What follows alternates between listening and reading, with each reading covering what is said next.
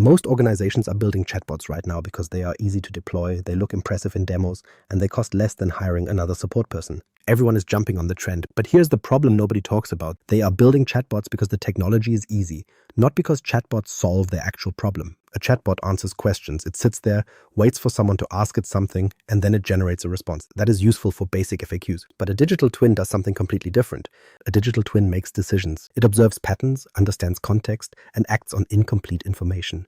One is a conversational interface.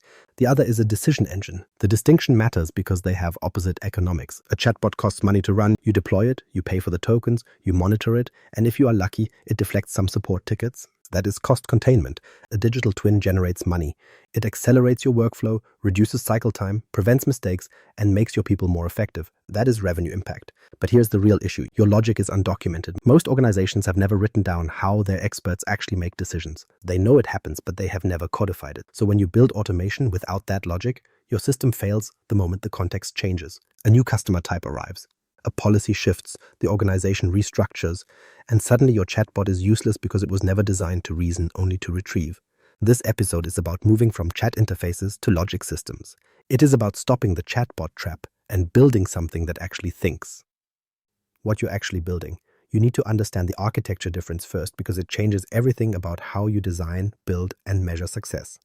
A chatbot is a conversational surface. It is an interface that talks to people. You feed it a large language model, you give it some data to ground it, and it generates text. The interaction pattern is simple. The user asks a question, the chatbot retrieves or generates an answer, and the user gets a response. It is transactional.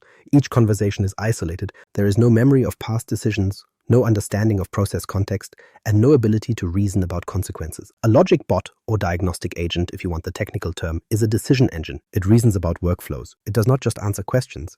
It diagnoses problems, evaluates options, and determines what action should happen next. It understands that decisions have dependencies. It knows that changing one thing affects something else downstream. It maps the entire process, not just isolated Q&A pairs. The confusion starts because both use the same underlying LLM. You are using the same Copilot, the same models, and the same inference engine. From a technical standpoint, the base technology is identical, but the architecture, governance, and ROI are completely different because they are solving fundamentally different problems. When you codify logic into a system, you are not cloning yourself. You are not trying to replicate what a human expert does in every edge case. You are automating your diagnostic framework. This is the mental model, the decision tree, and the reasoning pattern that an expert uses to move from "here is the problem" to "here is what we do." That is the shift from answer generation to decision support. And this distinction determines everything downstream. It dictates how you measure success, how you govern the system, who is responsible for outcomes, and what your actual return on investment will be. Chatbots are measured by a simple question. Did the user get an answer? That is it. If the user asked something and the chatbot provided a response, that is a success event. You count those events, divide by the cost to run the system, and calculate your ROI as cost per deflected ticket. Logic bots are measured by a different question. Did the process improve? You are not counting conversations. You are measuring whether the workflow got faster, whether errors decreased, and whether people could do more with less friction. One deflects support tickets, which is cost containment. The other transforms workflows, which is revenue impact. In regulated industries, this distinction becomes legal. In healthcare, a diagnostic system that recommends treatment is classified as a medical device, but a chatbot that educates is not. In finance, a system that suggests investment decisions gets regulatory scrutiny, while a system that answers general questions does not. Your digital twin must understand that boundary between information and decision, or you will accidentally create liability. Most organizations make the same structural mistake. They assume they need better prompts, more sophisticated prompt engineering, better data, better retrieval, but the real problem is deeper. They do not have a model of how work actually flows. They are optimizing the wrong layer. A chatbot with perfect prompts still fails if it does not understand the process. A logic bot with mediocre prompts succeeds if it is grounded in real workflow data. This is why most AI projects plateau at 30% adoption. They are building against assumptions, not against reality. They are optimizing the interface when they should be optimizing the logic. The logic bot versus chatbot ROI gap. Let me show you what the numbers actually reveal, because this is where theory meets finance. Chatbots deliver between 148 and 200% ROI when they are used for what they are actually good at, which is deflection. You deploy a bot that answers the same 50 questions over and over, and it intercepts tickets that would have gone to a human. Each ticket that does not reach your support team represents cost avoidance. And you calculate that by multiplying deflected tickets by the fully loaded cost of a support agent hour. That is how you measure chatbot ROI, and those numbers are real since organizations genuinely see that return. But here's where it gets interesting. Logic bots deliver the same ROI, or sometimes even higher, through a completely different mechanism. They do not deflect support tickets, but instead they change the labor economics of the entire workflow. Instead of measuring tickets handled by a bot versus a human, you are measuring cycle time reduction. You have to ask how much faster the work flows and how many people you actually need to handle the same volume. If you can process more transactions with the same headcount, you have achieved labor substitution, and that value compounds over time. The difference in architecture creates a fundamental difference in value.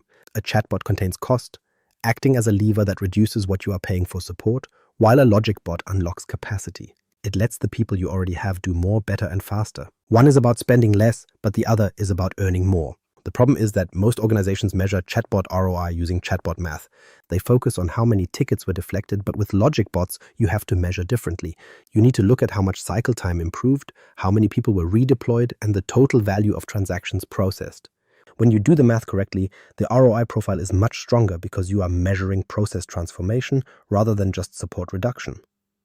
Most teams miss the fact that a logic bot does not replace a chatbot. It actually uses a chatbot as its interaction layer. Think of it architecturally.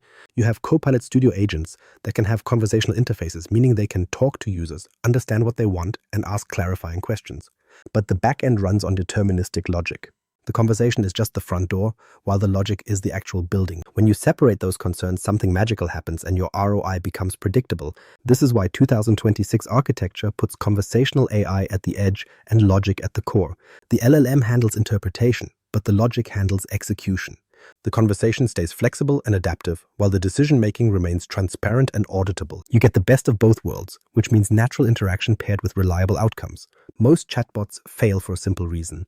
They were built without a model of the underlying workflow. They answer questions in isolation, treating each question as a separate transaction with no connection to what came before or what comes next. They do not trigger actions, but instead they just provide information. When a user asks how to reset a password, the chatbot generates a procedure, but it has no awareness that resetting a password might have downstream consequences. It does not know if it affects access to other systems, requires approval, or needs to be audited. When the process changes or policies shift, the chatbot becomes useless. It was never designed to reason about consequences, as its only job was to retrieve information. A digital twin is designed to evolve with the process.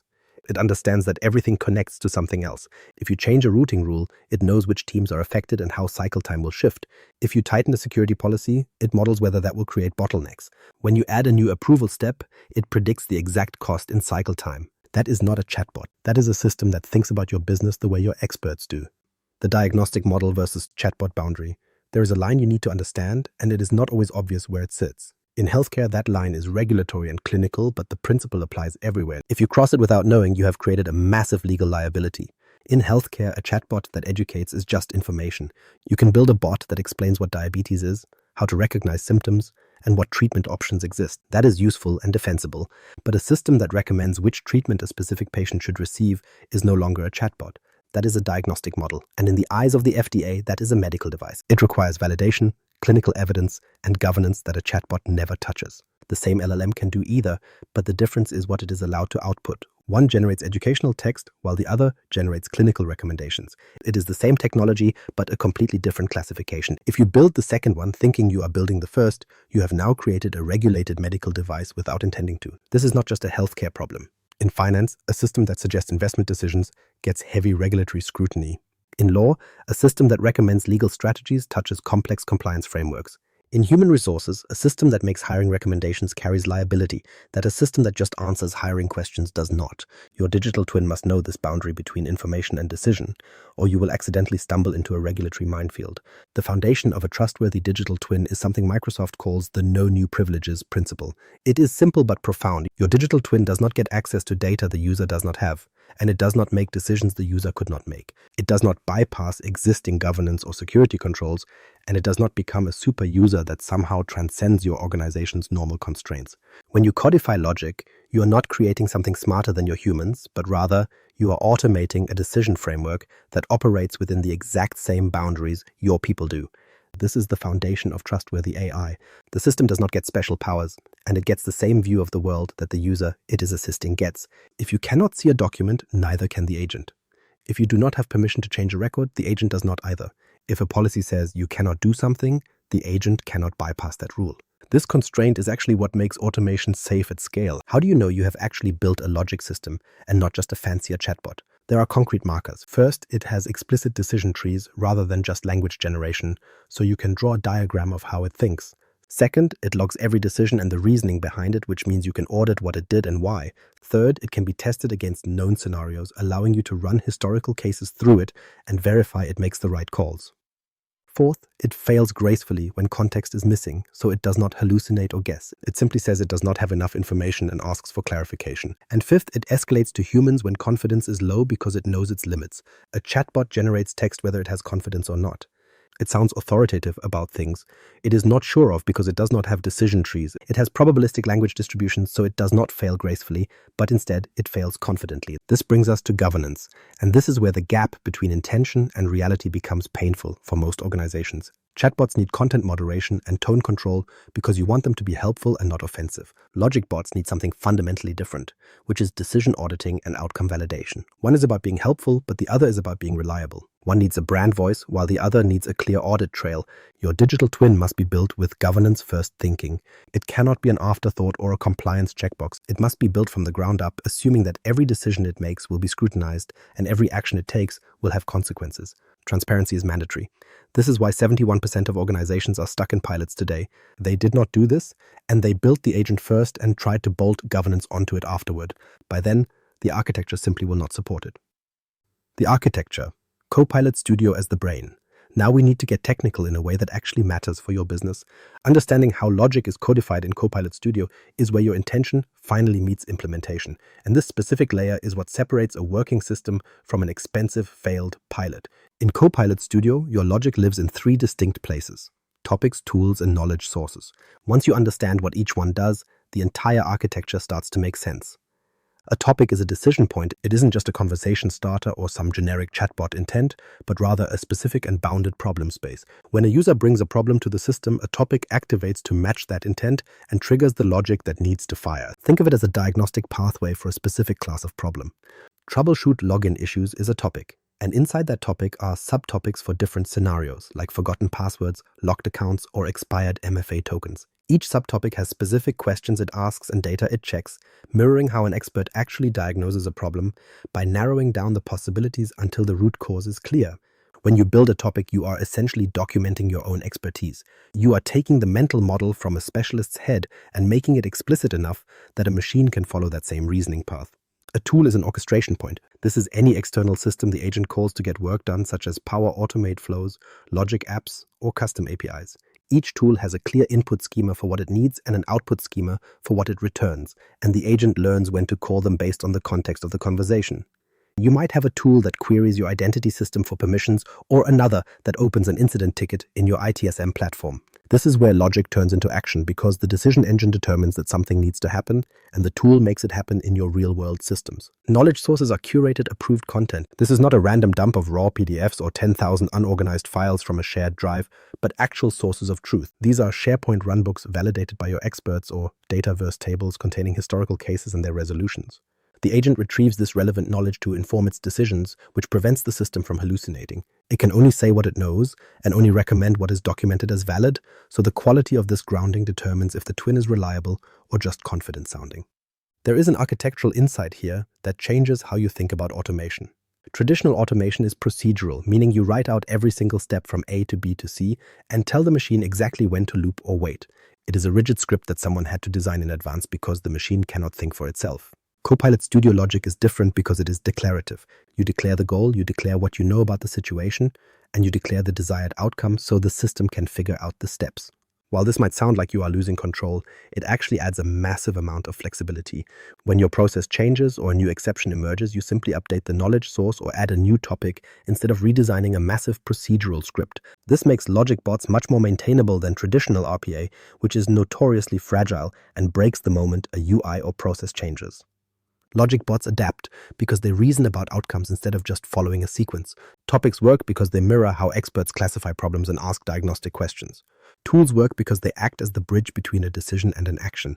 Knowledge sources work because they prevent the agent from drifting away from validated facts. Together, these 3 elements form the brain of your digital twin. the 4-phase implementation roadmap. Most organizations want to skip the hard work and go straight to building. They see the architecture, they get excited about the logic bot concept, and they want to start creating agents immediately, but this impulse will usually destroy the project. There is a specific sequence to this work that is not negotiable. Skipping steps does not save you time, and in reality, it usually multiplies your rework later by a factor of 10. The sequence you must follow is instrument, model, simulate, and then operationalize. These 4 phases feed into each other. Phase 1 is observation. This is not about design or building, but simply watching how work actually flows through your organization. I need to emphasize that this is about how work actually happens, not how the documentation says it should happen or how you imagine it works in your head. Real work is messy because people constantly adapt to friction and create their own workarounds. Exceptions eventually become patterns, and official processes get bent into new shapes just to keep things functioning. If you ignore this chaos and build against an idealized version of the process, your agent will make recommendations that don't align with reality, and your team will stop using it. In this phase, you are collecting signals by pulling logs from your systems and audit trails from Microsoft Graph. You are gathering ticket data, meeting records, and email threads to build a raw data set of what actually occurred. Then you use process mining or manual analysis to map where cases get stuck and where decisions are truly made. This phase is about building a model of reality rather than designing a solution, and you should spend 30% of your timeline here. It might feel wasteful, but it is your only insurance against building the wrong thing. Phase 2 is modeling and validation. Now that you understand the actual flow, you can codify the entities like customers, assets, and decisions. You need to define the relationships between them and create a dataverse model that captures this structure as the skeleton of your digital twin. Once the model is built, you must validate it against historical data to see if it can explain past outcomes. Run old cases through your model to see if it would have made the same decisions your experts made. This is the moment you discover your assumptions were wrong, and it is much better to find that out now than after you have deployed the agent. Phase 3 is simulation. Now that you have a model that works, you can use it to run what-if scenarios. You can test what happens if you change the routing logic or tighten the approval requirements without risking the actual business. By running these scenarios, you can measure the predicted impact on cycle time, cost, and risk. This is where you move from just diagnosing the problem to actually optimizing the system. This phase provides massive value to executives before the agent ever goes live. You can show them that a specific policy change will improve cycle time by 20%, even if it increases the workload for approvals by 15%. It allows leadership to make informed choices about which changes are worth implementing. Phase 4 is operationalization. You have validated the logic and tested the impact, so now you finally implement it through Copilot Studio agents. You integrate those agents into daily workflows like Teams and Outlook while monitoring their performance against your predicted outcomes. Most importantly, you must close the feedback loop so that real-world results feed back into the model. The twin learns and gets better over time because it is grounded in what actually happened. The reason most projects fail at phase 1 is that organizations assume they already understand their own workflows. They are almost always wrong. Their assumption-based agent eventually makes a recommendation that contradicts how people actually work, and when nobody adopts it, they blame the AI and move on.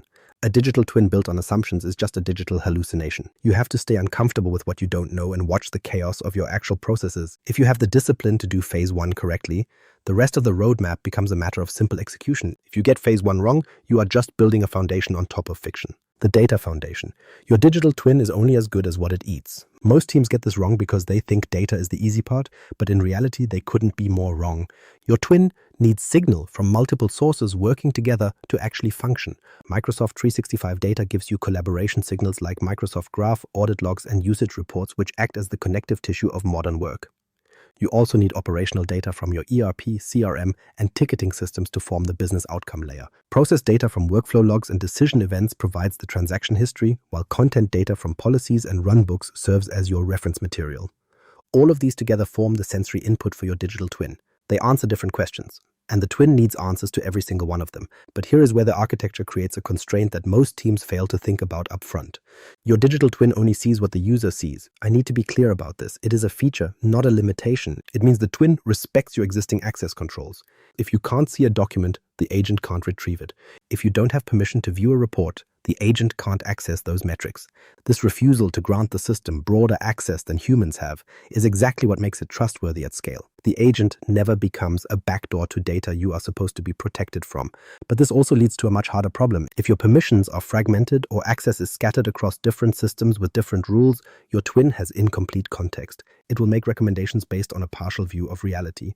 That is actually worse than making no recommendation at all, because the system sounds confident about things it is actually blind to. Most organizations discover this problem 3 months into their pilot program. They realize they need to clean up their permission model before the agent will work reliably, which is the right move, but it creates a delay nobody budgeted for. If you can see this coming, you can address it during the first phase of your implementation instead of discovering it when the agent is already live. You also need both historical and real-time data because they serve completely different purposes. Historical data trains your model and validates your assumptions. You run past cases through your logic to verify the agent would have made the right decisions. Real-time data feeds the twin as it makes current decisions, but using real-time data alone creates false positives. You will flag anomalies that aren't actually problems because you have no baseline. Historical data alone becomes stale as the world changes and new scenarios emerge. Neither works without the other.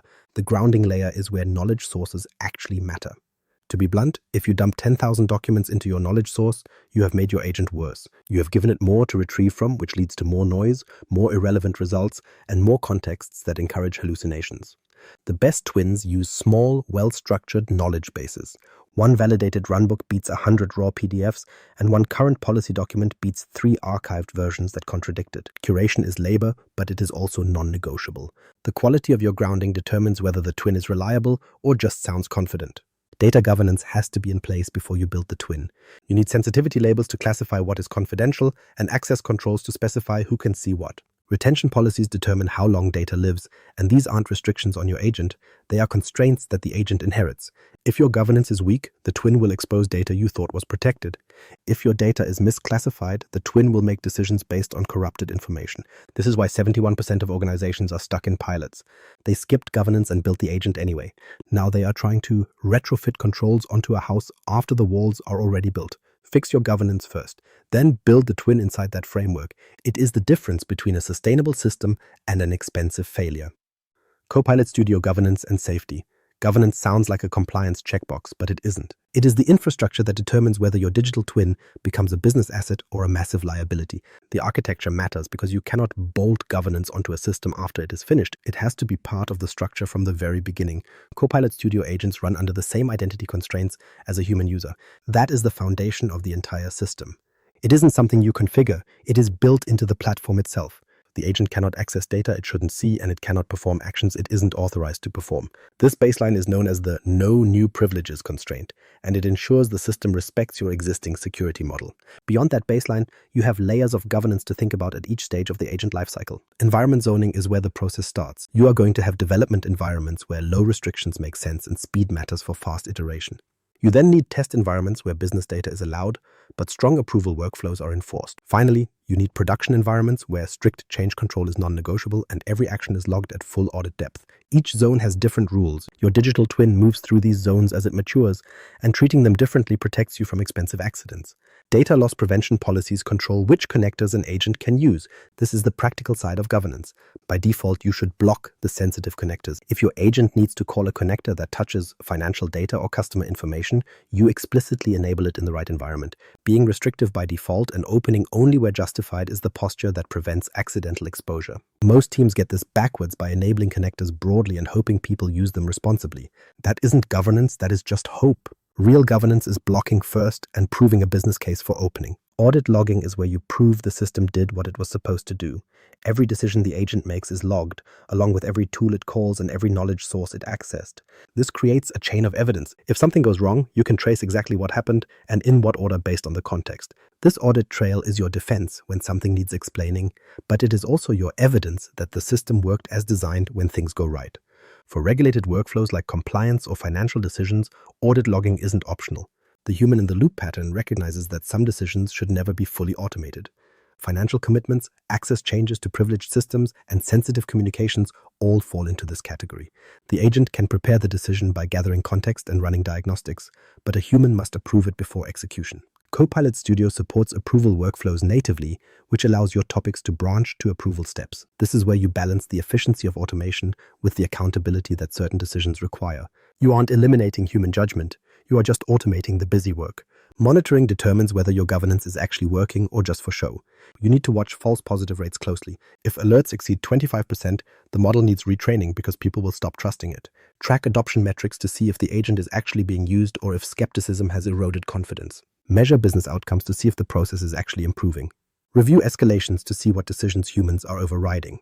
That pattern tells you whether your logic is misaligned with reality. Use this feedback to refine the agent continuously. Governance isn't a state you reach. It is a discipline you maintain. The critical mistake teams make is thinking governance happens after the agent goes live. It doesn't. It is built into how you define topics and which data sources you allow. It is part of the decision about whether an action should be autonomous or gated by an approval. If you get this wrong early, you will spend months retrofitting safety mechanisms into a system that wasn't designed for them. If you get it right from the start, governance becomes invisible because it is just how the system works. The hybrid architecture. A dominant pattern is emerging in 2026, and once you grasp how it works, the rest of digital twin architecture finally starts to make sense. This specific approach is what separates systems that actually work from the ones that collapse under their own weight. We are talking about the combination of Copilot Studio and Logic apps. The division of labor here is very specific. Copilot Studio manages the conversational side and the decision logic, while Logic apps or Power Automate handle the high-volume, repetitive execution. By separating these concerns, both layers become simpler and more reliable because you are finally letting each tool do what it was actually designed for. The agent decides what needs to happen, and the flow ensures that action happens every single time without fail. This is the standard reference architecture for enterprise automation in 2026, and looking at why it works reveals a deeper truth about how we need to organize digital logic. Copilot Studio is built for interpretation, context, and flexible reasoning. It serves as the thinking layer of your system. When a user brings a problem to the table, the agent figures out what they are actually asking by gathering context and asking the right clarifying questions. It interprets what matters and decides on the next step based on information that usually doesn't fit into a neat little box. This is work that requires language understanding and the ability to admit when more information is needed or when a scenario doesn't match its training. Logic apps is built for the opposite: deterministic execution, high volume, and strict audit trails. It is the doing layer. Once a decision is made, Logic apps make sure the work gets done reliably at scale with total transparency. It doesn't need to think or reason. It just needs to run the exact same sequence 1,000 times without a single variation, logging every move and failing only in predictable, controlled ways.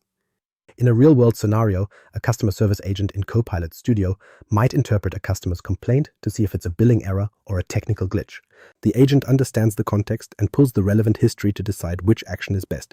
Then it hands the task off to a Logic app in the back end to process a refund or open a formal ticket. The agent acts as the brain while the flow acts as the hands, allowing the customer to have a natural conversation while mechanical efficiency handles the heavy lifting behind the scenes. This matters because it solves the old conflict between flexibility and reliability. You no longer have to choose between a smart agent that might be inconsistent or a rigid flow that can't adapt to human nuance. You get both. Copilot Studio handles the messy human side of the interaction, and Logic apps handles the predictable, auditable execution at high volume. There is also a third piece to this puzzle called computer use. When no API exists and you can't find a connector for a legacy system, computer use allows the system to interact directly with a user interface. Even though it's still in preview for 2026 and runs slower than API-based tools, its existence is a massive deal. It means you can finally automate those impossible legacy systems without being forced to build fragile RPA bots that break the moment a button moves on the screen. However, you need to burn a specific hierarchy into your mind. APIs come first every single time because they are fast, explicit, and reliable. If your system has an API, use it. If it doesn't, look for a pre-built connector within the Microsoft ecosystem. If you still can't find a solution, use Logic apps to call whatever custom API might be available. Only when every other option is exhausted should you turn to computer use. It is a last resort, not a primary strategy, because it is inherently slower and less certain than the layers sitting above it. This hierarchy forces you to be honest about what is actually worth automating. It stops you from building a massive, over-engineered solution when you could have just asked a vendor to provide an API. Most of the time, the simpler path is the right one. Copilot Studio sits at the center of all of this as the primary orchestrator. Think of it as the conductor standing between the user, your data, and your back-end systems. It determines what information is missing and what decisions need to be made right now. It chooses which tools to trigger and decides when to escalate a problem to a real human. Your logic doesn't live in a rigid list of steps anymore, but in an adaptive system that reasons about what to do next based on the facts at hand. That is the architecture. That is how you build a digital twin that can actually scale. Building your first digital twin. Now that you see how the architecture fits together, you will be tempted to go big right away. You'll want to automate your entire department or turn every single workflow into a logic bot. Don't do that. That specific impulse is exactly how most of these projects end up dying. Instead, pick one single workflow. It shouldn't be your most critical or complex process, but it should be high value. Look for something that happens all the time where even a 10% improvement would pay for itself. IT triage, HR onboarding, or routing customer complaints are all great candidates. You want something with clear decision points and measurable results that happens often enough to give you real data. Find a spot where your experts are either too busy or too expensive and master that one thing before moving on. The very first thing you create isn't going to be code. It's a diagnostic framework document. You need to sit down and write out exactly how a human expert handles this workflow. Don't write down the official procedure from the handbook, but record how they actually do the work. What is the first thing they check? Does that first question change depending on who is asking? What data do they look for, and where do they find it? You need to map out the patterns, the symptoms, and the rules they use to decide when to keep going or when to escalate to a manager. This document will eventually become your topic structure. You aren't designing these topics based on a theory, but rather transcribing human expertise into a series of decision branches. The act of making an expert explain their logic is often the hardest part of the process.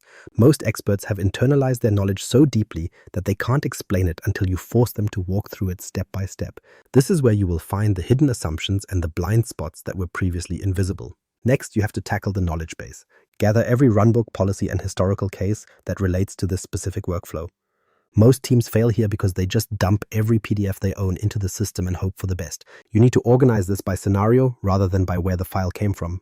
If a runbook is 3 years old and the tools have changed, you need to delete it immediately. Add metadata to show which scenario the file applies to and how successful it has been in the past. Quality is the only thing that matters here, and one clear, validated document is worth more than 100 messy files that contradict each other.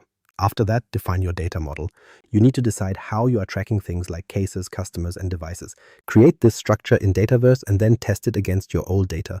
Take a few cases from last year and see if your model can actually explain why the expert made the decision they did. If your model can't make sense of what happened in the past, your agent will never be able to predict what should happen in the future. Now you can finally build the minimum viable agent. Keep it simple with 3 topics: intake, diagnosis, and resolution. Give it 2 or 3 tools for pulling data and one solid knowledge source. Do not try to solve every single edge case on day one.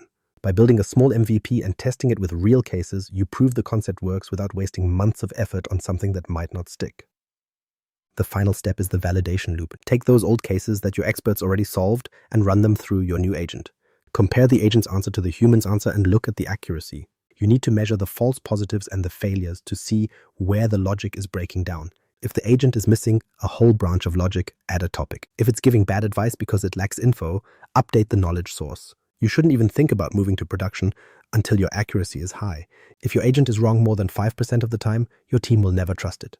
The cycle of building narrow, validating hard, and iterating on the failures is how you turn a small pilot into a massive deployment. From pilot to scale. Your agent passed validation, the historical tests are clean, and accuracy is finally where it needs to be.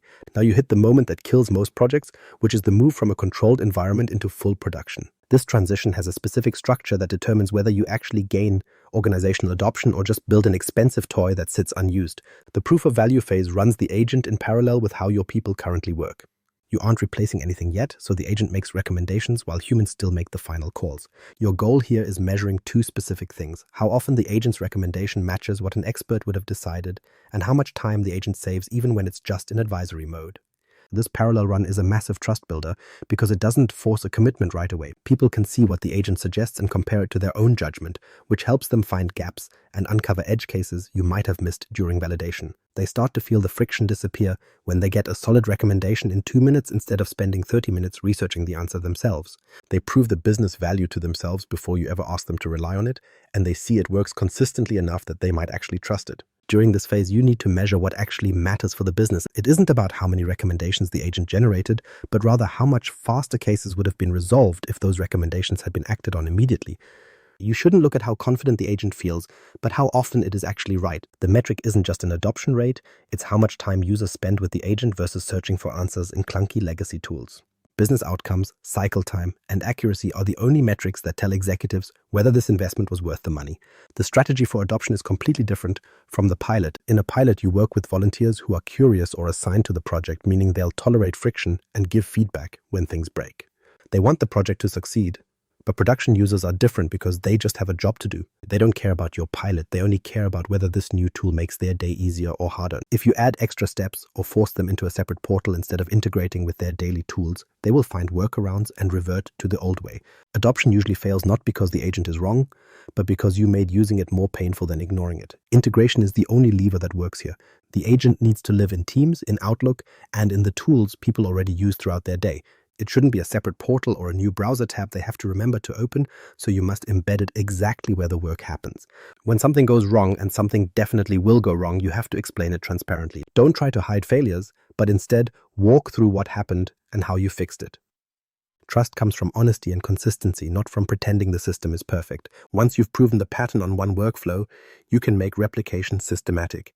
Each new workflow follows that same 4-phase roadmap you used the first time, but now the process is faster because you can reuse your components. Knowledge sources from your first agent become templates, and the topics you've already built serve as reference points for new scenarios. You should build a center of excellence to maintain these standards and create a library of frameworks that other teams can adapt. What took 6 months for your first agent should only take 3 months for your second and 6 weeks for your third. The governance playbook is where you document everything you learned. You need to create templates for environment setup, data policies, and approval workflows while standardizing how roles are defined.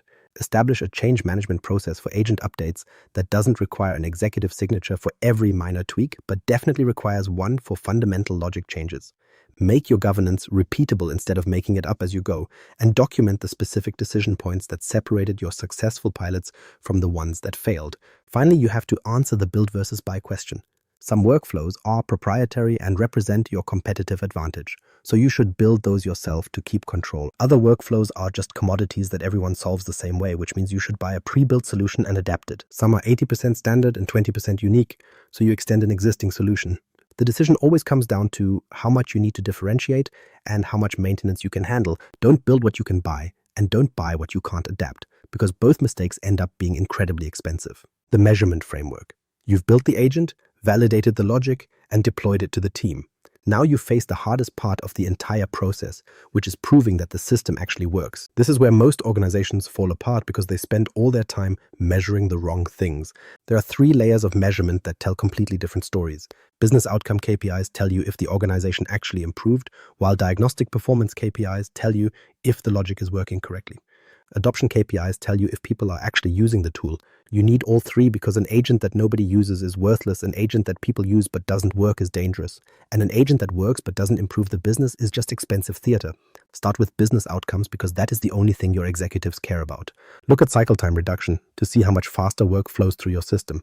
If your baseline case used to take 8 hours from start to finish and now it only takes 6, that is your primary measurement. Cost per transaction also matters, which includes the combined cost of labor, systems, and rework to process one case. You also need to track quality metrics like error rates and customer satisfaction, along with risk reduction and the capacity you've unlocked. These are the numbers a CFO understands because they connect automation directly to financial impact. Diagnostic performance KPIs are different because they measure whether the underlying logic is sound. You need to track the false positive rate, which are the alerts that turned out to be wrong and end up eroding user trust. You should aim for under 5% because any higher than that and people will just stop listening to the agent. False negatives are even riskier because they create a false sense of security where you think you're catching everything but you aren't. Precision tells you how many alerts were actually actionable, while recall tells you how many real issues the agent caught out of the total that existed. These metrics live at the engineering level and tell you if the model is healthy or if it needs more training. Adoption KPIs measure whether the money you spent building the agent is translating into actual change. You need to look at the active user rate to see what percentage of your target audience uses the agent regularly. They shouldn't just use it once because it was required, but because they actually find it valuable for their job. Look at workflow penetration to see how many cases flow through the agent versus the old manual process. If users are spending more time messing with the agent than they would have spent doing the work the old way, your adoption will fail. These metrics reveal whether you've actually achieved organizational change or if you just have a technological novelty. To make this clear, use a confusion matrix. This is a simple framework that pulls your diagnostic performance into a grid that anyone can understand. You have true positives for correctly identified issues and false positives for the wrong alerts that kill confidence. Then you have false negatives for the missed issues that cause real problems and true negatives for correctly identified non-issues. If you keep your false positive rate under 5% and your false negative rate under 2%, you have a healthy model. Proving attribution is actually harder than most people think. You need a solid baseline to measure your improvement against, and the best way to do that is A/B testing with a control group. Run the agent in one department while leaving another unchanged, so the causality is direct and undeniable. If you can't do that, use a before and after analysis, but make sure you account for external factors like seasonality or staff turnover. You don't want to claim credit for improvements that would have happened anyway. Your dashboards have to change based on who is looking at them because different people need different stories. Executives need to see business outcomes and ROI, while operations teams need to see cycle times and volume. Engineering needs to see model drift and alert coverage, and adoption teams need to see usage and satisfaction. Each dashboard must tell a different narrative to a different stakeholder, but they all have to be true. The CFO dashboard shouldn't lie to justify the cost, and the engineering dashboard shouldn't hide the bugs. Measurement isn't something you tack on after you deploy the tool. It has to be baked into the architecture from the very first day. You defined your baseline during the observation phase, you tracked it through the pilot, and now you validate it continuously. This discipline and the refusal to claim success without hard evidence is what separates a mature digital twin from a failed experiment. The common failures. Most digital twin projects don't fail because the technology is broken. They fail because of 6 predictable mistakes. These are errors in discipline, not code.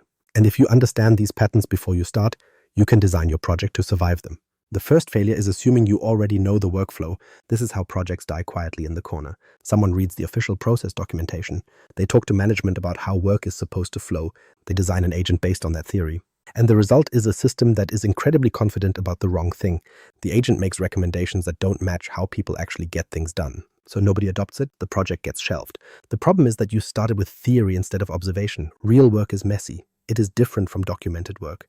When a process has too much friction, people adapt. They create workarounds. They skip steps that feel pointless. They improvise.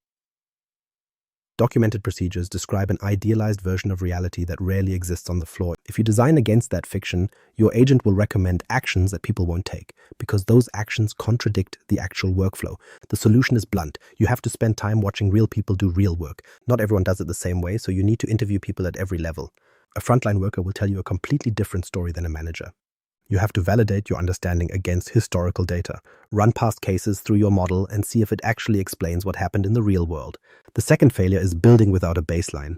You cannot measure improvement if you don't know where you started. Teams often jump straight to deployment, but then they struggle to prove value because they have nothing to compare the results against. This requires discipline upfront. You must define your business outcome metrics before you ever build the agent. Think about cycle time, cost per transaction, or error rates. Decide what actually matters to the business. Then you need to collect that baseline data for at least one complete cycle, whether that is a month or a quarter. After you deploy, you measure those same metrics the exact same way. You have to account for external factors that might change the results regardless of the agent. Only then can you actually claim that your project caused the improvement.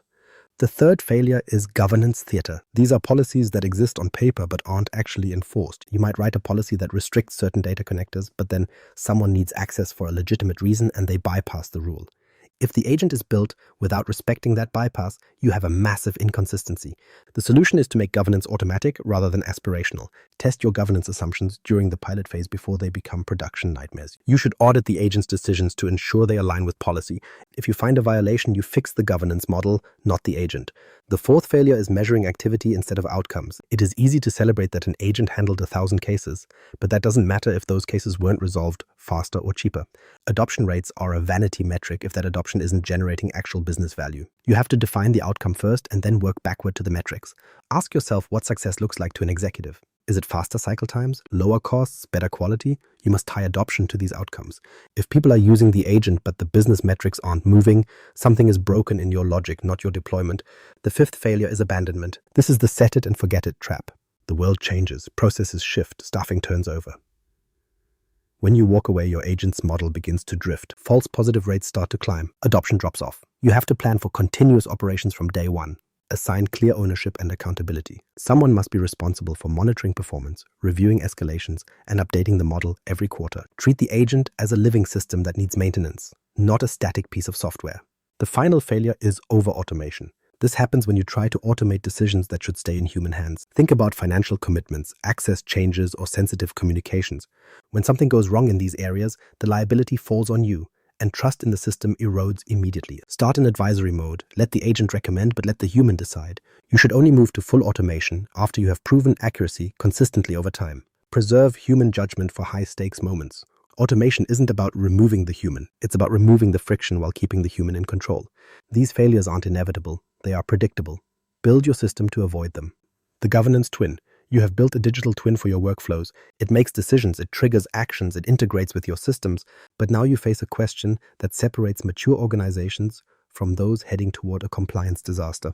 What about the governance itself? What if you could build a digital representation of how governance actually works in your company? You could use that twin to test policy changes before they ever touch the real system. This is the governance twin. It isn't a model of your business process. It is a model of your organizational constraints. It maps out permissions, policies, sharing patterns, and compliance controls. It mirrors how governance actually happens on the ground, not how it's supposed to look on a PDF. Start with your M365 tenant because that is where your governance surface is most visible. You have Teams, SharePoint, Exchange, and Entra ID. You need to map the permission structure to see who actually has access to what. This isn't a theoretical exercise. You need to pull the actual access data, identify where your sensitive data lives and how it is classified. Track the sharing patterns for internal users, external partners, and guests. Model your policy rules, including DLP, conditional access, and retention. All of this data forms the structure of your governance twin. Once you have that, you gain simulation capability. Before you tighten external sharing restrictions, you run that scenario through the twin first. You can see exactly how many teams will be affected and which ones are business critical. You can predict what users will actually do. If they can't share a file the right way, will they find a workaround? Will they move to shadow IT? You can finally weigh the compliance benefit against the productivity cost. Running the simulation allows you to see the trade-offs before you pull the trigger. This transforms policy decisions from a matter of opinion into a matter of evidence. The governance twin also detects drift. Over time, permissions always creep. Exceptions eventually become the standard practice. Policies get bypassed the moment they become inconvenient. A governance twin compares the actual state of your system to the intended state every single day. It flags the deviations that usually stay hidden. It finds oversharing on sensitive sites or expired access that was never revoked. It gives you the evidence you need to fix things. It might tell you that 50 SharePoint sites have external sharing enabled even though your policy says they shouldn't. Some of these corrections can be automatic, like removing a guest who hasn't logged in for 6 months. Others will need a manual review, but the point is that the detection is continuous, not something you do once a year. Risk visibility becomes explicit. The twin shows you exactly where your highest risk data is sitting. It identifies the specific people who have access to it. It tracks whether your policies are being enforced or if they are just words on a page. This becomes your single source of truth for your governance posture. You aren't hoping the policies work, you are verifying that they work. The feedback loop is what closes the system. When something changes in the real M365 environment, that data feeds back into the twin. If someone shares a sensitive file externally, the twin detects it and evaluates it against the rules. If it's compliant, the system stays quiet. If it's a violation, an alert is generated immediately. You can decide the response based on how severe the risk is. You can have the system remove the share automatically, or you can escalate it to the governance team. The cycle is closed, you detect the change, evaluate the risk, remediate the problem, and learn from the pattern. This matters because governance is usually reactive. Most companies run an audit every quarter. They find violations that happened months ago. They fix them, but the damage might already be done. A governance twin makes this happen in real time. The violation is flagged the moment it happens. The response is swift, and the system learns. If the same violation keeps happening, it tells you something important. Either your policy is too strict and people are forced to bypass it, or the policy is misunderstood. Either way, you have the data to adjust. The deeper value here is that governance becomes an asset instead of a bottleneck. Right now, governance is the thing that slows everyone down. New workflows need a dozen approvals. Every change requires a long review. It feels like friction. But when governance is modeled and visible, it becomes an enabler. When policy decisions are informed by simulation rather than intuition, you can move faster. When violations are caught and corrected automatically, the organization is protected without being slowed down. The governance twin is the next step for M365. The data is already there. The tools to model it exist right now. The only thing missing is the discipline to build it. The M365 workflow twin. If the governance twin acts as the skeleton of your tenant, then the workflow twin is the nervous system. This is a digital model that reveals how work actually moves through your organization rather than how your HR department claims it moves. You won't find this information on a clean organizational chart because those are just static drawings of reporting lines that tell you nothing about how value is created. The workflow twin captures real collaboration patterns by looking at who is actually talking to whom and which documents are moving between departments. It identifies which Teams channels act as the centers of gravity for your projects and which ones are just generating noise. And this is where you finally see where work gets stuck or where information goes to die in a silo. You can spot exactly when a decision point becomes a bottleneck because one specific person is overwhelmed. To build this model, you have to ingest the signals coming off Microsoft 365, including Teams activity, SharePoint access, email patterns, and meeting attendance. By using process mining to discover actual workflows from event logs, you turn the invisible into a collaboration graph. This graph maps out the real entities of your business, like users, roles, documents, approvals, and handoffs. You can see the density of interactions between a project manager and the engineering lead, or track documents that travel through 5 different people before they finally get signed. This isn't just a list of names, but a structural map of your organizational performance where you can finally measure the flow. You can see the cycle time and the queue length of every major process in your company. The Diagnostic Workflow Agent. Once you have the structural map of your performance, you need a way to act on it when things break. Most support systems are reactive, meaning something fails, a user opens a ticket, and a technician guesses at the solution. This creates a cycle of trial and error that costs time and erodes trust. But in reality, your diagnostic logic should be part of the system itself, and that is where the Diagnostic Workflow Agent comes in. This isn't a chatbot that simply points you to a help article. It is an agent designed to help you find the root cause of failures in your M365 environment by analyzing symptoms and asking the right questions. It retrieves the data needed to make a decision and then proposes a real solution. To build this, you should start with the problems that happen every day, like access issues, missing files, or approvals that never finish. These aren't random events because they follow specific patterns. You need to document how your best experts solve these today by looking at what they check first and which logs they read. This knowledge becomes your topic structure in Copilot Studio, where each topic represents a family of problems. Inside these topics, you build tools that query M365 systems for live data. These tools check permissions in SharePoint, look at recent configuration changes in Entra ID, and pull audit logs to see who touched what. Then you add your knowledge sources, such as troubleshooting guides, known issue lists, and internal runbooks. The agent uses these sources to ground its reasoning and ensure its advice is accurate. The framework for this agent follows a clear path that starts with intake. It asks what the symptom is, when it started, and who is affected, specifically checking if it is a single user or a whole department. Then it moves to investigation, where the agent runs the checks and calls the Graph API to see if a mailbox is full. It looks at the logs to see if a conditional access policy blocked the request and identifies what changed in the last hour. Next is diagnosis, where the agent identifies the root cause, whether it is a known bug in a recent update or a misconfiguration in the site settings. The agent identifies the most likely reason and then moves to resolution. It applies a fix or tells you exactly how to do it, which might mean restarting a failed flow or sending a link to a specific setting. It verifies the fix worked by running the check again, and finally it moves to prevention. The agent suggests what can be changed to stop this from happening again, such as a new policy for your governance twin or an automated check for your workflow twin. This creates a loop of continuous improvement, but the agent must handle uncertainty. Not every problem has a simple answer, so the agent needs to be transparent about its confidence. If it is only 80% sure, it should say so, and it must know when to stop and escalate to a human when the risk is too high. The security and compliance angle. Security is usually the department that says no, but in the model we're building, security becomes the department that says we know. A robust digital twin of your M365 environment exposes the blind spots that static dashboards ignore. Most security tools tell you that a door is locked, whereas the twin tells you why the door exists, who has the key, and what happens if someone kicks it in. This visibility identifies security gaps before an attacker does because it shows exactly where your sensitive data is exposed.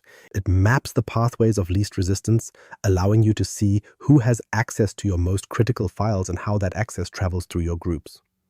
The twin detects anomalies that standard alerts miss, such as unusual access patterns, bulk downloads from a service account, or privilege escalation occurring in a corner of the tenant you haven't audited in months. These signals appear in the twin because the twin understands the baseline of normal behavior. When an incident occurs, you use the diagnostic twin for security. This isn't just about reading logs, it's about correlating data from your audit trails, threat detection systems, and user behavior analytics. The agent asks the hard questions. When did the lateral movement start? Which accounts are compromised? What configuration changed right before the breach? It retrieves threat intelligence and matches it against your specific environment. Then it proposes a root cause and a response plan. You aren't starting from zero, you're starting with a structured investigation already in progress. Governance and risk management become proactive. The governance twin we discussed earlier identifies where your highest risk data lives, and it flags policy violations before they become news headlines. It identifies who has access to sensitive information and whether that access is justified by their current role, which helps you detect the gaps. This supports your response by providing history, so you can see the state of the system yesterday or 6 months ago. Regulatory compliance moves from a quarterly burden to a continuous state. Digital twins help you prove to regulators that your policies are actually working, and you can show exactly how your controls are enforced. You produce audit trails that show every access event and every decision. If a regulator asks why a specific user had access to a specific file, you don't guess, you show them the twins' logic. You can simulate the impact of new regulations before they take effect. If a new data residency law is passed, you run the simulation. You identify the hotspots, you calculate the remediation cost, and you prove that you are monitoring and improving every day. The audit trail is your ultimate defense.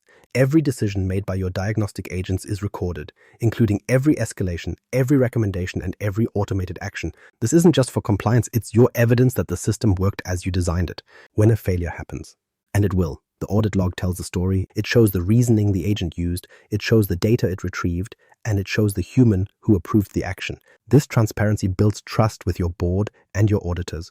Privacy has to be part of the design. Digital twins must respect boundaries from the first line of logic, and they should only ingest data that is necessary for the specific diagnosis. They must only surface information that the current user is authorized to see, and every access to sensitive data must be logged. You design these systems with privacy impact assessments in mind to ensure the twin doesn't become a tool for surveillance. It stays a tool for system health. Security is the foundation of the digital twin. Without it, you're just building a faster way to fail. With it, you're building a system that is resilient by design and logic. The adoption and change management. You've built a logic system. It's technically perfect. Every decision tree is validated and every connector is secure. But there is a silent risk, and that is the risk that nobody uses it. Adoption is the final hurdle, and it's where the most sophisticated twins fail. This doesn't happen because the code is wrong, but because the human element was ignored.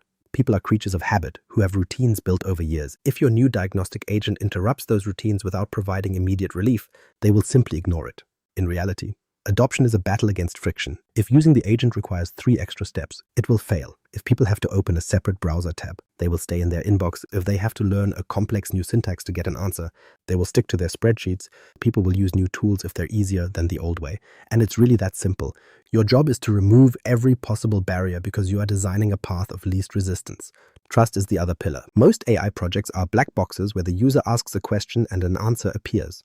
But why? If the user doesn't understand the reasoning, they won't rely on the outcome. You build trust through transparency, which means your agent must explain its work. It shouldn't just say, change this setting. It should say, I recommend this change because audit logs show a permission mismatch. When the agent is wrong, be honest and explain why it missed the mark.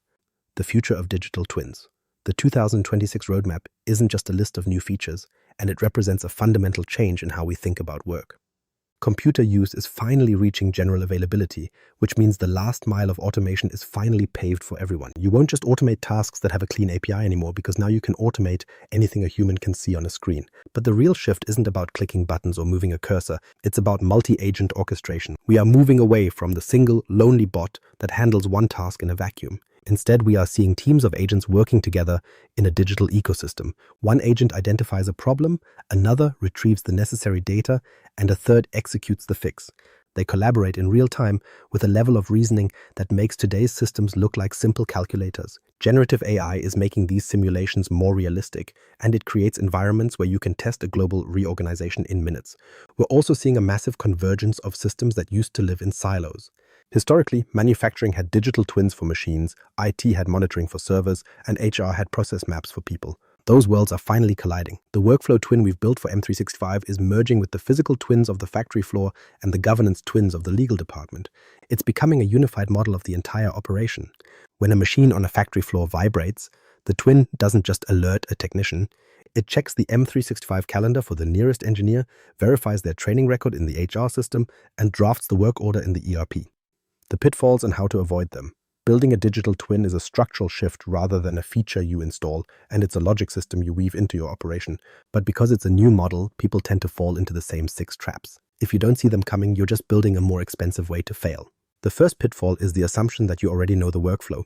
Most teams start by pulling up the official process document, and they look at the flowchart and say, okay, let's automate this. And that's where it breaks. In reality, the official document is a work of fiction. It describes how management thinks work should happen, but it doesn't account for the shadow steps. It misses the 3 phone calls someone makes to get an approval that isn't in the system. It ignores the manual spreadsheet everyone uses because the CRM is too slow. If you build your twin on documented theory, you're building a model of a world that doesn't exist. You have to spend 30% of your time in the observation phase. Watch real people. Interview the workers who actually touch the keys. They'll tell you a different story than their managers. Then validate those stories with historical data. If the logs don't match the interviews, keep digging until you find the truth. The second trap is building without a baseline. You can't measure improvement if you don't know your starting point. Teams often get so excited about the solution that they forget to document the problem. If you can't state your current cycle time or your cost per transaction today, you can't prove ROI tomorrow. You need to define your metrics before you touch a single line of logic. Collect data for at least one full business cycle. Whether that's a month or a quarter, you need a representative sample. Without this, your post-deployment reports are just guesses. Then there's governance theater. This is when you have strict policies on paper but zero enforcement in the system. You might say your twin can't access sensitive financial data, but if your connector permissions are wide open, that policy is a lie. Governance isn't an aspirational goal, it's a structural constraint. You need to test these assumptions during your pilot. If the agent can do something it shouldn't, your architecture is broken, make governance automatic and baked into the logic, not something you check once a year during an audit. The fourth failure is measuring activity instead of outcomes. It's easy to get distracted by vanity metrics. You'll be tempted to report on how many messages the agent sent or how many users logged in. Those numbers don't matter. Executives don't care about chat volume, they care about business impact. Is the queue shrinking? Is the error rate dropping? If your adoption is high but your business outcomes are flat, you've just built a very conversational distraction. Define your business goals first and tie every adoption metric directly to those results. Fifth, don't abandon the agent. A digital twin isn't a statue. It's a living representation of a changing process. Systems get updated, people change roles, new regulations appear. If you don't have a plan for continuous refinement, your logic will drift. Within months, your false positive rate will climb and people will stop trusting the system. You need clear ownership. Someone has to be responsible for the health of the model. Finally, avoid over-automating too soon. There is a specific ego that comes with building these systems. You'll want to show off by automating everything. But in reality, some decisions require human judgment. High-stakes financial moves or sensitive HR communications shouldn't be fully autonomous on day one. Start in advisory mode. Let the agent recommend and let the human decide. Only move to semi-automated steps after you've proven accuracy over hundreds of cases. Preserve human accountability where the risk is high. If you ignore this, you're not just building a twin. You're building a liability. This is how you win the long game. Stay focused on the logic behind the interface. Don't let the hype cloud your judgment. Build systems that think, not just systems that act. Building your governance playbook. Every complex system needs a set of rules to keep it from spinning out of control. You can't just build a twin and hope everyone does the right thing. That's a recipe for a data breach or a failed audit. You need a governance playbook. But here's the problem. Most people think of this as a long, boring document that stays on a shelf. In reality, it's the actual blueprint for how your logic stays safe in production. It has 5 parts: policy, roles, process, tools, and audit. If you miss just one of these, the whole structure will eventually fall apart. Policy is the starting point for everything. Most companies write policies that are too broad to actually matter, and they say things like protect our data or be careful with external sharing. That doesn't help your diagnostic agent make a real decision because you need to be extremely specific. Instead of saying use labels, you should say every document with a customer name needs a sensitivity label applied immediately. That's a rule a system can follow, and more importantly, it's something you can measure with data. Your policies also need to be something people can actually do. If a rule makes work take twice as long, people will find a way around it, so it has to be proportionate to the risk you're trying to stop. Write it down so everyone knows the score, and before you turn it on, test it. Run a simulation in your twin to make sure your new rule doesn't stop a critical project from moving forward. Then you have the roles you need. The executive decision framework. You've seen the architecture and you've looked at the pitfalls. Now you need to decide if this path is actually for your organization. Executives often ask me if every process needs a twin, and the answer is no. Most work doesn't need this level of complexity. You have to be selective or you'll end up wasting your budget on digital toys that look good in a demo but solve zero. If you have a workflow that stays the same and has clear points where a decision is made, you might have a candidate. It needs to happen often enough to provide data, and the result must move the needle on your bottom line. If you don't have those 4 things, stop. Build a simple automation instead, because twins are built for reasoning, not just for clicking buttons. You're looking for a repeatable workflow with clear decision points. If the outcome of that workflow matters to your business and you can measure the improvement, then you have a green light. Without a way to measure the shift, you're just guessing. You need to see the cycle time drop or the cost per case go down. If the logic is fuzzy or the process changes every week, a twin will just become a maintenance nightmare. Where do you start? Don't pick the easiest thing just to get a win. Pick the thing that's actually broken or inefficient. Look for the workflow where the expert is scarce or expensive. Maybe it's the person everyone has to call to get in. Moving from theory to practice. The first 90 days are about momentum, not perfection, because you need to move fast to prove the model actually works. Weeks 1 and 2 are dedicated to definition, where you pick a specific workflow and find the expert who understands the logic inside out. You need the person who knows exactly why things fail, and you need to grab the historical data from the last 6 months to back them up. Without that data, you are just guessing, but seeing the failures alongside the successes gives you a clear starting point.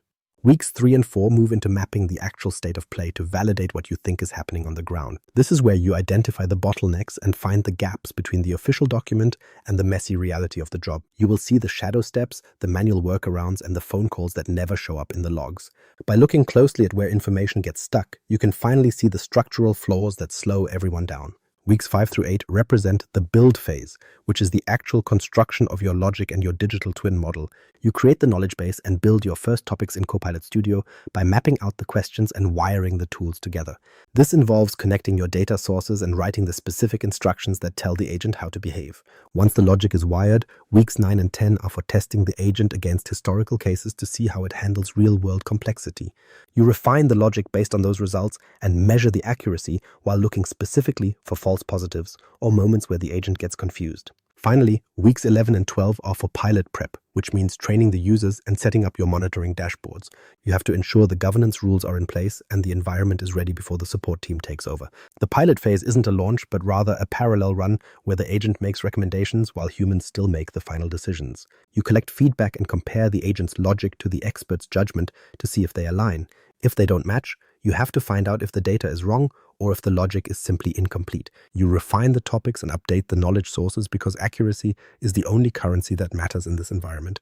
If the agent is wrong, the trust dies immediately, so you must prove the value before you ever ask for wide adoption. The rollout phase is a gradual shift from an advisory mode to a semi-automated way of working. The agent starts making the decisions, but a human still approves the action before it executes to catch any unexpected behavior. As you expand to more users and add more workflows, you start building your governance playbook based on what actually worked. You formalize the rules and set the standards for the next twin while defining the specific roles needed for long-term maintenance. The scale phase is about replication and integrating the agent into the standard workflow across the entire organization. You take the pattern you just perfected and apply it to a new department to build a center of excellence. This team maintains the standards and ensures the logic stays clean while investing in continuous improvement for the whole system. They manage the library of diagnostic frameworks and help other teams build their own twins without reinventing the wheel. The cycle never ends because the world changes, and your process will eventually change with it. Every month, you review the performance and listen to user feedback to see where the system is drifting. Every quarter, you update the topics and refresh the knowledge sources to keep the information relevant. Every year, you review the business impact and the ROI to ensure the twin is still providing a competitive advantage. The long-term vision is a structural shift where your digital twin becomes the ultimate source of truth for how work flows. It becomes the foundation for every optimization and the basis for how you scale your operations. You aren't just doing the work anymore, you are managing the logic of the work itself. This logic is embedded at the core of your operation, which makes you faster, safer, and better than the competition. The logic-first future. The future isn't about chatbots, but about logic systems that move past interfaces that just talk. We need systems that can actually think and reason rather than automation that just follows a rigid script. Confidence is easy to fake, but correctness is hard to achieve. And the organizations that build mature digital twins will be the ones that win. They will outcompute the competition because they have learned how to outthink them first. Start with one workflow to prove the pattern, and then scale systematically across the rest of the business. Remember that governance always comes first and automation comes second, so you must measure the outcomes instead of just tracking activity. Build trust through transparency and recognize that the future belongs to the organizations that codify their logic. They are the ones automating their thinking while everyone else is just typing into a prompt. If this changed how you think about the system, follow me, Mirko Peters, on LinkedIn. Share this with your team, especially if you are dealing with these structural problems right now.